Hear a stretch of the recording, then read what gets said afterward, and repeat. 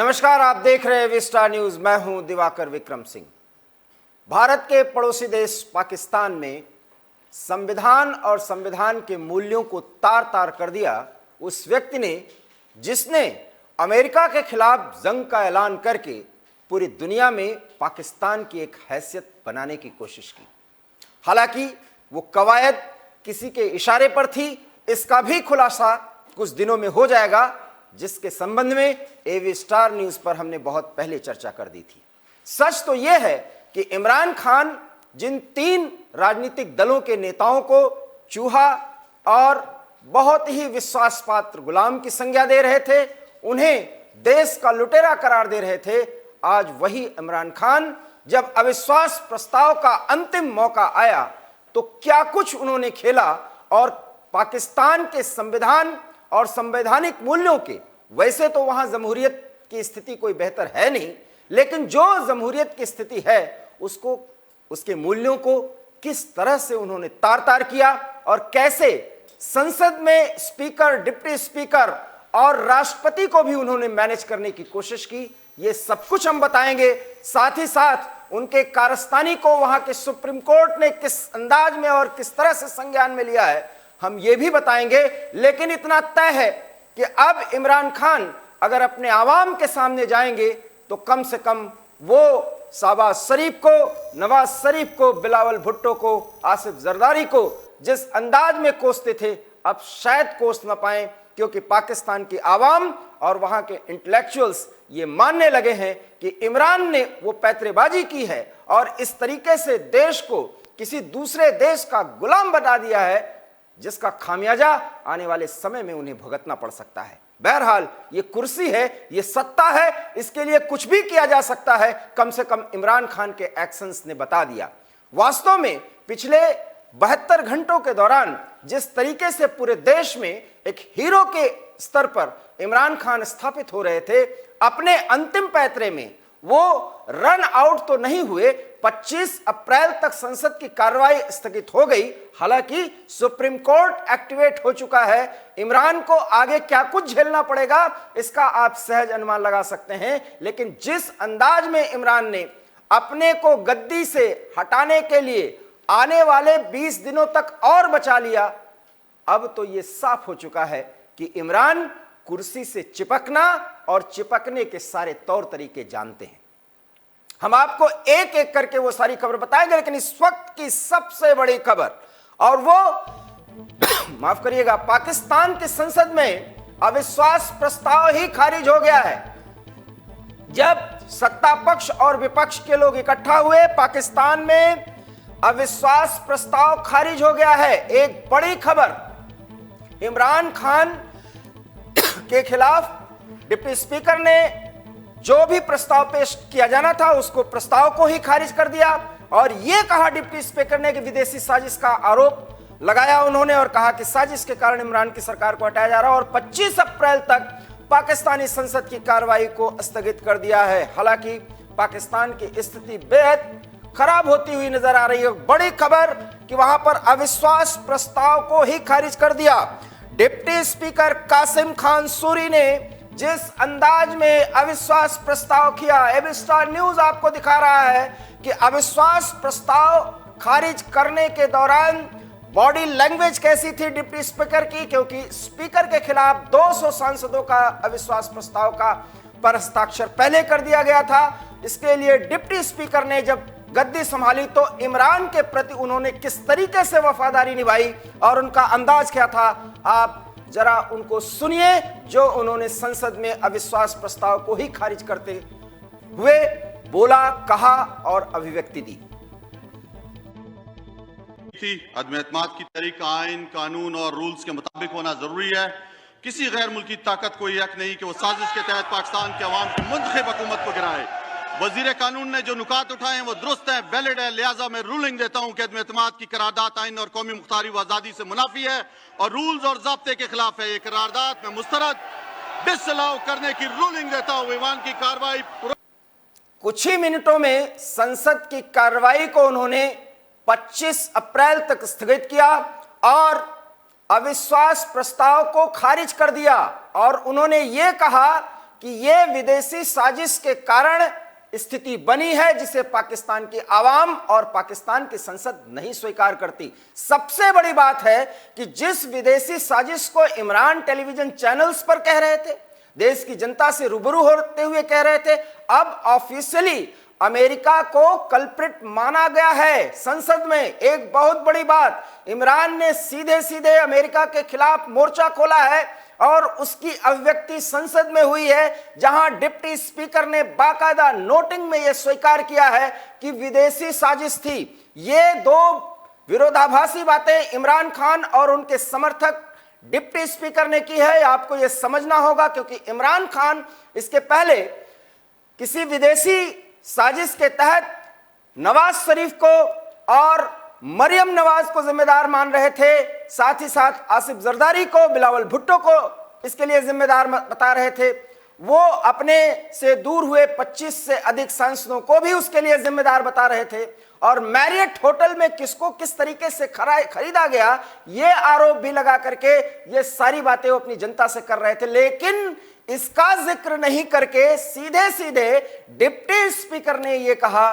कि विदेशी साजिश का परिणाम है, इसलिए संसद इस अविश्वास प्रस्ताव को खारिज करता है। हालांकि विपक्ष की तरफ से अभी कोई मूवमेंट नहीं चला, लेकिन इमरान खान इसी दौरान वो संसद नहीं पहुंचे थे। और इसके पहले भी हम आपको बता चुके हैं कि जब संसद की कार्यवाही शुरू होनी थी, इमरान नहीं पहुंच रहे थे, तो उनके पैतरे का अंदाजा हो गया था। इस दौरान वो राष्ट्रपति से मिल रहे थे और राष्ट्रपति आरिफ अलवी से उन्होंने संसद को भंग करने का प्रतिवेदन किया, उनको ये प्रस्ताव दिया, सुझाव दिया। प्रधानमंत्री वहां के कानून के मुताबिक, वहां जिस तरीके से संवैधानिक प्रावधान है जमहूरियत का, उसके मुताबिक प्रधानमंत्री भारत के प्रधानमंत्री की तरह इस तरह का प्रतिवेदन कर सकते हैं। राष्ट्रपति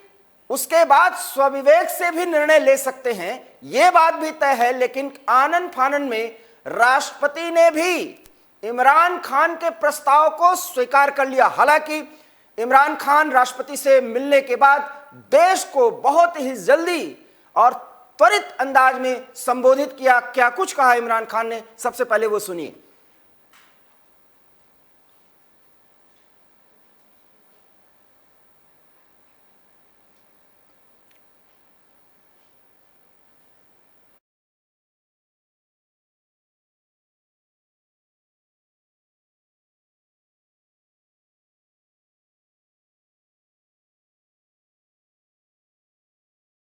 वाइस भेज दी है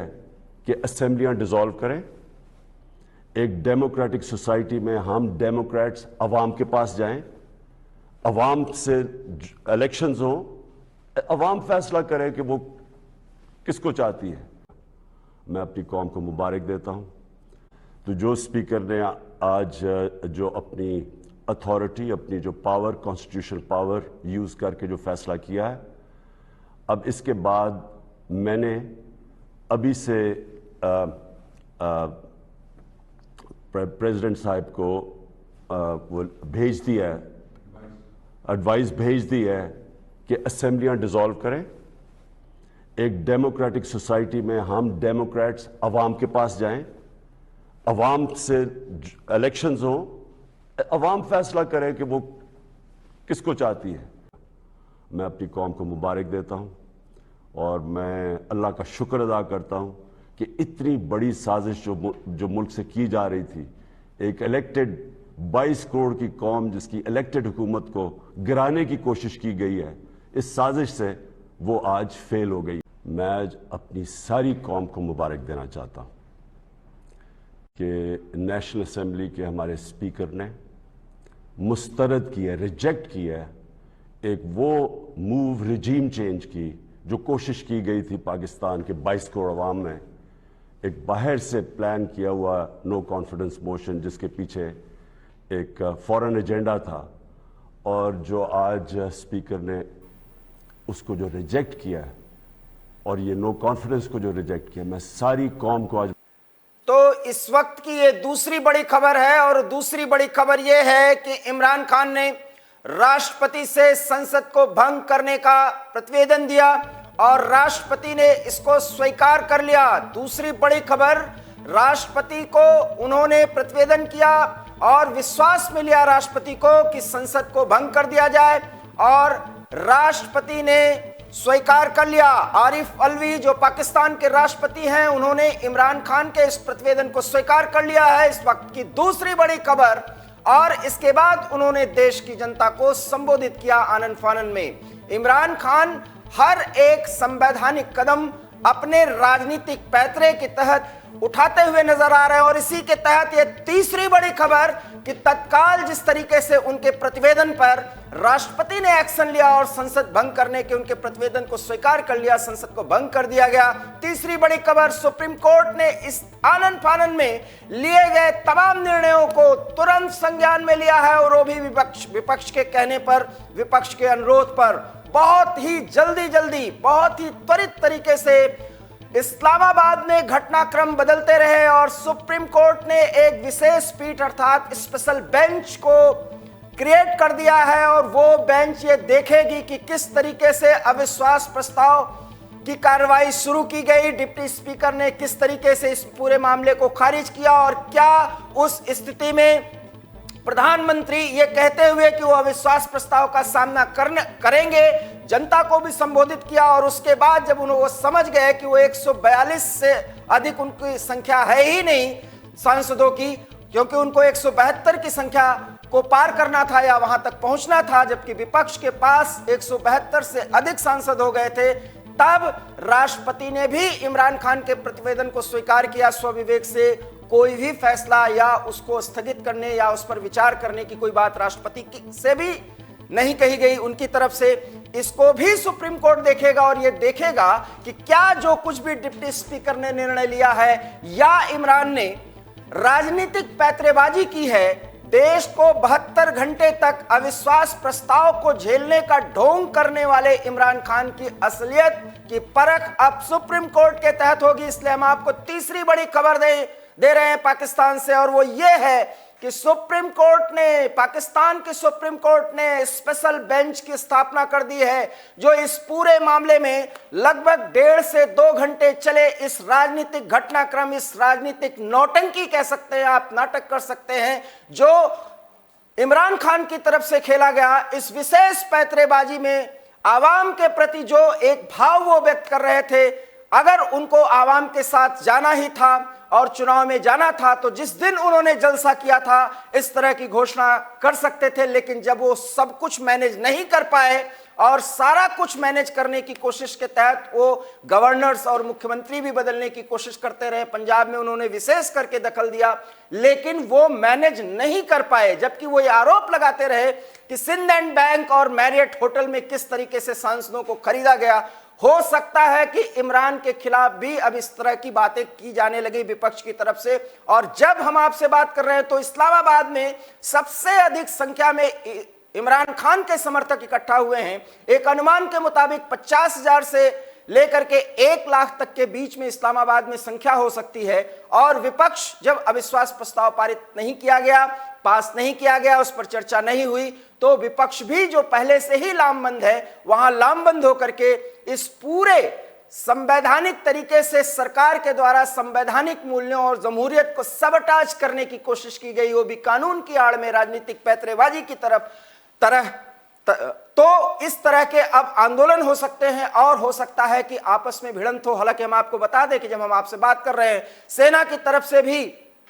एक बयान जारी किया जाएगा, जिसको आईएसपीआर की देख रेख में तैयार किया जा रहा है। एक बड़ी खबर, सेना भी इस पर अपना बयान देगी। निश्चित रूप से सेना पाकिस्तान के संदर्भों की अगर हम बात करें तो बहुत ही संजीदगी और संभालते हुए स्थिति को, जो कि बहुत ही खराब कर दी गई है सत्ता पक्ष और विपक्ष की तरफ से, उसको सेना ने संभालने का काम किया है। क्योंकि इस्लामाबाद सहित पाकिस्तान के तमाम शहरों में दोनों पक्षों के जो समर्थक हैं वो एक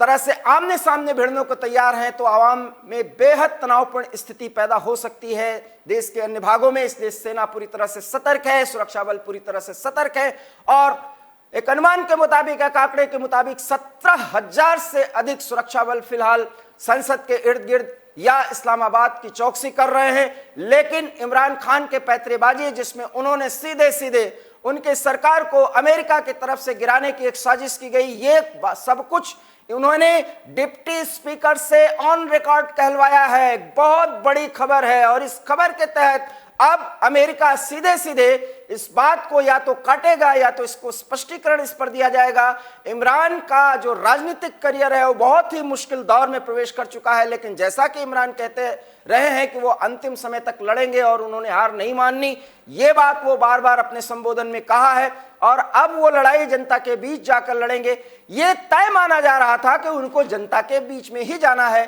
तो फिर अविश्वास प्रस्ताव का सामना करने का ढोंग वो 72 घंटों से क्यों कर रहे थे? अब इतना तो तय हो गया क्योंकि अब विपक्ष को फायदा मिलेगा। विपक्ष ये कहेगा कि इनके पास 140 से भी अधिक संख्या नहीं, बताया तो ये जा रहा है कि 142 की संख्या थी, लेकिन 140 से अधिक की संख्या इमरान के पास नहीं थी। लेकिन राजनीतिक पैंतरेबाजी की तरह उन्होंने स्पीकर, डिप्टी स्पीकर और अब तो ये कहा जा रहा है कि राष्ट्रपति को भी मैनेज किया है, तुरंत दबाव बनाया और इसके तहत सेना ने कोई दखलंदाजी नहीं की, इसलिए इमरान ने ये पैंतरेबाजी करने की पहल की और इस पहल में फिलहाल वो सफल होते हुए नजर आ रहे हैं। लेकिन सुप्रीम कोर्ट स्पेशल बेंच की स्थापना करके पूरे मामले पर सुनवाई करेगा और आने वाले कुछ घंटे पाकिस्तान की राजनीति के लिए और इमरान की राजनीति के लिए बेहद खास होने वाले हैं। लोगों को ऐसा लग सकता है कि इमरान के पैंतरेबाजी से इमरान अपने आप को बचा ले गए, लेकिन आने वाला समय इमरान के लिए बेहद मुश्किलों भरा हो सकता है। और जैसा कि हम बार बार ये आशंका व्यक्त कर रहे हैं कि देश को मुश्किलों में डालने के लिए, आपात स्थिति में ढकेलने की एक गलत कोशिश इमरान खान के खिलाफ कही जा सकती है कि उन्होंने ऐसा प्रयास किया है और सेना की तरफ से या कानूनी कार्रवाई के तहत उनके खिलाफ कोई बड़ा फैसला भी हो सकता है। हालांकि वो संसद भंग हो जाने की स्थिति में कार्यवाहक प्रधानमंत्री है या नहीं है, ये साफ होना अभी शेष है। लेकिन इतना जरूर मानिए कि पाकिस्तान में तेजी से बदले हुए घटनाक्रम में बहुत कुछ संकेत दे दिया है। बहरहाल विपक्ष एक है और इमरान खान फिलहाल संसद को भंग करा चुके हैं, लेकिन अब सुप्रीम कोर्ट की नजर उन पर है, उनके कृत्यों पर है और उनके द्वारा संवैधानिक पदों पर बैठे हुए लोग किस तरीके से अविश्वास प्रस्ताव के किसी भी पहल की धज्जियां उड़ाते हुए नजर आए, इस पर सुनवाई होगी और इस पे आगे की बात होगी। इतना ही नहीं, अब यह भी तय होगा कि क्या सचमुच इमरान खान की सरकार को गिराने के लिए कोई बड़ी पहल अमेरिका की तरफ से की जाएगी। हो सकता है अब विदेश मंत्रालय को भी सफाई देनी पड़े और ये एक जांच का विषय हो सकता है और इसके बाद अगर दूध का दूध पानी का पानी हुआ तो इमरान के राजनीतिक भविष्य को भी ये प्रकरण पूरी तरह से तय कर देगा। बहरहाल इमरान ये सोच रहे हैं कि वो जमहूरियत की खातिर अपने आप को आग में झोंक चुके हैं, इसलिए अगर जो आने वाला समय है वो चुनाव का होगा, अगले आने वाले 4 से 5 महीने के दौरान चुनाव का पूरा माहौल बन जाएगा और तब तक इमरान, अमेरिका ने जो कुछ भी षड्यंत्र किया है, कथित षड्यंत्र हम कहेंगे क्योंकि ये हमारे पास कोई प्रमाण नहीं है, ये इमरान खान का आरोप और यहां तक कि पाकिस्तान का विदेश मंत्रालय और वहां के विदेश मंत्री इस अविश्वास प्रस्ताव के पेश होने के ठीक पहले जो बयान दिए हैं वो बचते नजर आए। तो कहीं इमरान सिर्फ फवाद चौधरी और राशिद शेख के साथ पूरी तरह से अलग थलग न नजर आए, ये भी देखना दिलचस्प होगा। लेकिन इतना जरूर है कि फिलहाल इमरान की पैंतरेबाजी अभी कारगर साबित हो रही है, लेकिन सुप्रीम कोर्ट भी अब उन पर नजर रखेगा और सुप्रीम कोर्ट उनके सारे कृत्यों पर, सारे जो उन्होंने पैंतरेबाजी की है उस पर निगहबानी करके उस पर अपना फैसला सुनाएगा। तो पाकिस्तान की स्थिति बेहद तनावपूर्ण है, राजनीतिक घटनाक्रम बेहद अजीब और नाटकीय अंदाज में आगे बढ़े हैं। फिलहाल इमरान की स्थिति एक कार्यवाहक प्रधानमंत्री के रूप में है या वो पूरी तरह से एक चुने हुए प्रधानमंत्री की भूमिका में है, यह भी तय होना शेष है। और क्या इमरान खान एक एक्टिंग प्रधानमंत्री रह भी पाएंगे, एबी स्टार न्यूज एक सवाल उठा रहा है, वो भी देखना दिलचस्प होगा। इसलिए आने वाले 24 से 48 घंटे पाकिस्तान की राजनीति के लिए बेहद महत्वपूर्ण अहम होने वाले हैं। एबी स्टार न्यूज उस पल पल की खबर और उसका विश्लेषण आपके सामने प्रस्तुत करेगा। फिलहाल मुझे दीजिए इजाजत, नमस्कार।